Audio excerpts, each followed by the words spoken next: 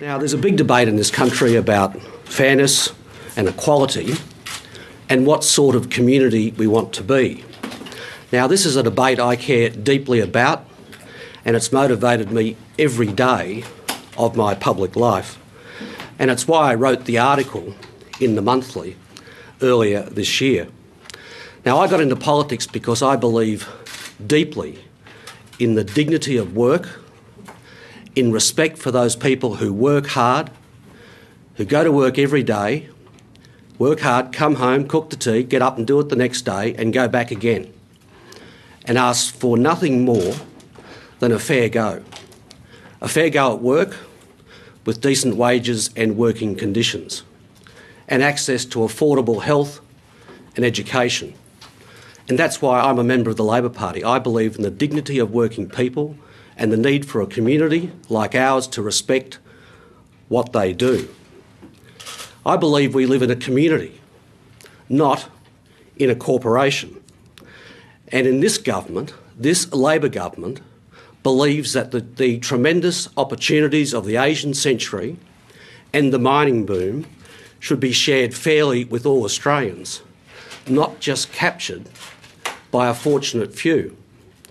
Now, I pointed to the growing power of vested interest in my monthly article earlier this year, and how certain individuals with deep pockets can not only distort public policy debates, but also public policy outcomes. And at the same time, we've seen Mr Palmer and the Liberal Party fight tooth and nail to stop Australians from sharing in the benefits of the mining boom.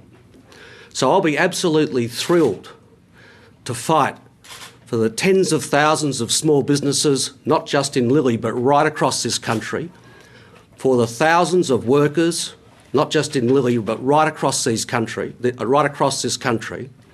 who will benefit and share in the bounty of the mining boom through policies of this government, boosting superannuation for Australian workers, giving a decent tax benefit to small business, while Mr Abbott and Mr Palmer fight to protect the vested interests of people like Mr Palmer. I think it's pretty much official today that the Liberal Party, particularly in my home state, is now a wholly owned subsidiary of Mr Palmer.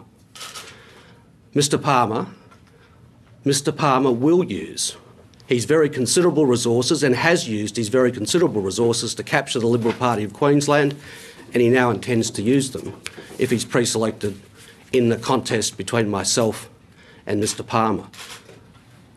I relish the prospect of that contest. I care deeply about ideas and what sort of country we want to be, what sort of country we want to hand to our children and to our grandchildren. And in that country that I see for our children and our grandchildren, the land of the fair go is absolutely essential. I don't want to see this country go down the American road, where in recent decades the middle class has shrunk and big money in politics has dominated the political debate. I have a vision for this country where there is a very broad middle class, where people who work hard get fairly rewarded, where there is an optimism that comes with social mobility. That has disappeared in many other Western countries. What I'm proudest of as Treasurer in this Labor government is everything that we did during the global financial crisis to prevent this country from going into recession, to keep people in work, to stop the skill destruction that comes with massive unemployment. All of those policies were based on the values of a fair go. Now, we've seen a couple of other statements this morning from Mr Palmer which are also somewhat alarming.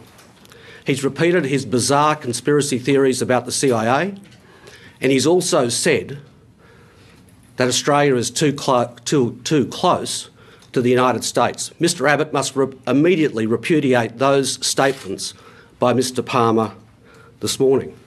He also indicated that he might find the time just to be a part-time member of Parliament and would continue to run his business interests. I noted from what he said this morning that he last visited the electorate of Lilley in 1986, thereby indicating not a close connection with the electorate of Lilley. He probably is unaware of it, but the closest he gets to it usually is when he flies into Brisbane Airport on his jet.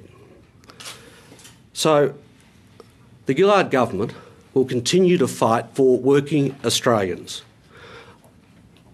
I relish the prospect of fighting for working Australians in this contest with Mr Palmer and the Liberal Party, who simply represent vested interests and not the great mass of working people in this country.